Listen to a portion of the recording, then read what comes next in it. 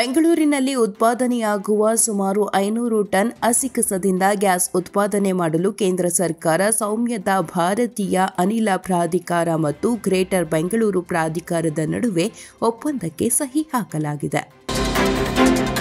5 ವರ್ಷ ಪೂರ್ತಿ ಸಿದ್ದರಾಮಯ್ಯನವರೇ ಮುಖ್ಯಮಂತ್ರಿಯಾಗಿ ಇರಬೇಕು. ಅವರೇ ಇದ್ದರೆ ರಾಜ್ಯಕ್ಕೆ ಒಳ್ಳೆಯದಾಗುತ್ತದೆ, ಒಳ್ಳೆಯ ಆಡಳಿತ ಕೊಡಲು ಸಾಧ್ಯವಾಗುತ್ತದೆ ಎನ್ನುವುದು ನಮ್ಮ ನಂಬಿಕೆ. ಹೀಗಾಗಿ ಸಿದ್ದರಾಮಯ್ಯನವರೇ 5 ವರ್ಷವೂ ಸಿಎಂ ಆಗಿ ಇರುತ್ತಾರೆ ಎಂದು ಸಿಎಂ ಸಿದ್ದರಾಮಯ್ಯನವರ ಪುತ್ರ ಎಂಎಲ್ಸಿ ಡಾಕ್ಟರ್ ಯತೀಂದ್ರ ಹೇಳಿಕೆ ನೀಡಿದ್ದಾರೆ.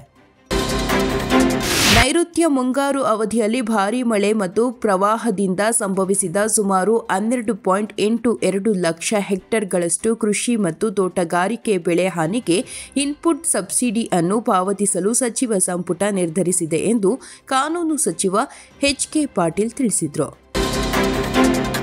ರಾಜ್ಯದ ಶಾಲಾ ವಿದ್ಯಾರ್ಥಿಗಳಿಗೆ ಗುಡ್ ನ್ಯೂಸ್ ಎಂಬಂತೆ ಪ್ರಸಕ್ತ ಶೈಕ್ಷಣಿಕ ವರ್ಷದಿಂದಲೇ 1ರಿಂದ 10ನೇ ಮಕ್ಕಳಿಗೆ ಮೌಲ್ಯಾಧಾರಿತ ಶಿಕ್ಷಣ ನೀಡಲು ಶಿಕ್ಷಣ ಇಲಾಖೆ ಸಿದ್ಧತೆ ನಡೆದಿದೆ.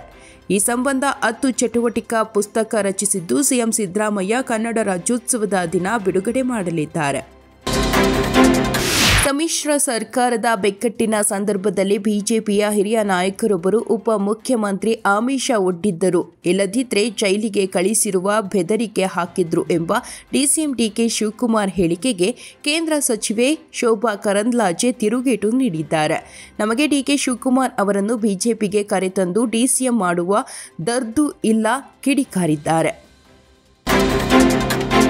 ಸರ್ಕಾರಿ ಸ್ಥಳಗಳಲ್ಲಿ ಆರ್ಎಸ್ಎಸ್ ನಡೆಸುವ ಚಟುವಟಿಕೆಗಳಿಗೂ ನಿಷೇಧ ಹೇರಬೇಕು ಎಂದು ಪತ್ರ ಬರೆದ ಸಚಿವ ಪ್ರಿಯಾಂಕ ಖರ್ಗೆ ಅವರಿಗೆ ಬೆದರಿಕೆ ಫೋನ್ ಕರೆಗಳು ಬಂದಿರಬಹುದು.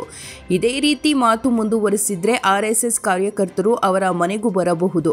ಎಚ್ಚರಿಕೆಯಿಂದ ಇದ್ದು ಆರ್ಎಸ್ಎಸ್ಗೆ ಕ್ಷಮೆ ಕೇಳಬೇಕು ಎಂದು ಬಿಜೆಪಿ ಮುಖಂಡ ಮಣಿಕಂಠ ರಾಠೋಡ್ ಆಗ್ರಹಿಸಿದರು. 2027ರ ಮೊದಲ ಹಂತದ ಜನಗಣತಿಗೆ ಪೂರ್ವಭಾವಿಯಾಗಿ ಇದೇ ವರ್ಷದ ನವೆಂಬರ್ 10ರಿಂದ 30ರವರೆಗೆ ಗಣತಿ ಪೂರ್ವ ಸಿದ್ಧತೆಗಳ ಭಾಗವಾಗಿ ಎಲ್ಲ ರಾಜ್ಯಗಳು ಮತ್ತು ಕೇಂದ್ರಾಡಳಿತ ಪ್ರದೇಶಗಳ ಆಯ್ದ ಸ್ಥಳಗಳಲ್ಲಿರುವ ಮನೆಗಳ ಪಟ್ಟಿ ಮಾಡಿ ಗಣತಿ ನಡೆಸಲಾಗುವುದು. ಜೊತೆಗೆ ನವೆಂಬರ್ 1ರಿಂದ 7ರವರೆಗೆ ಸ್ವಯಂ ಗಣತಿಗೂ ಅನುವು ಮಾಡಿಕೊಡಲಾಗುವುದು ಎಂದು ಅಧಿಕಾರಿಗಳು ತಿಳಿಸಿದ್ದಾರೆ.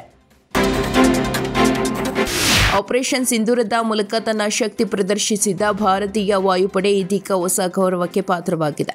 ವಿಶ್ವದ ಶಕ್ತಿಶಾಲಿ ಏರ್ಫೋರ್ಸ್ಗಳ world directory of modern military aircraft ರ್ಯಾಂಕಿಂಗ್ನಲ್ಲಿ ಭಾರತವು ಚೀನಾವನ್ನು ಹಿಂದಿಕ್ಕಿ 3ನೇ ಸ್ಥಾನ ಪಡೆದಿದೆ.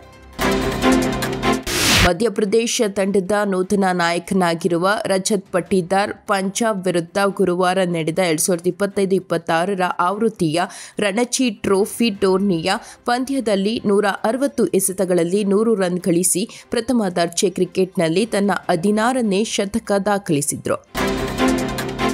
ಈ ಹಿಂದೆ ಬಿಡುಗಡೆಯಾಗಿದ್ದ ಕನ್ನಡದ ಮೊಟ್ಟಮೊದಲ ಆನಿಮೇಟೆಡ್ ಚಿತ್ರ ಮಹಾವತಾರ್ ನರಸಿಂಹ ಚಿತ್ರ ಬಾಕ್ಸ್ ಆಫೀಸ್ ದಾಖಲೆಯ ಬಳಿಕ ಇದೀಗ ಮತ್ತೊಂದು ಮೈಲುಗಲ್ಲಿನತ್ತ ಸಾಗಿದೆ. ಈ ಚಿತ್ರವನ್ನು ನಿರ್ಮಾಣ ಮಾಡಿದ್ದ ಹೊಂಬಾಳೆ ಫಿಲ್ಮ್ಸ್ ಇದೀಗ ಈ ಚಿತ್ರವನ್ನು ಆಸ್ಕರ್ ಪ್ರಶಸ್ತಿ ರೇಸ್ಗೆ ಕಳುಹಿಸಲು ಮುಂದಾಗಿದೆ. ಈಗಾಗಲೇ ಈ ಚಿತ್ರವನ್ನು ಪ್ರಶಸ್ತಿ ಪರಿಗಣನೆಗೆ ಸಲ್ಲಿಸಿದೆ ಎಂದು ತಿಳಿದು ಬಂದಿದೆ.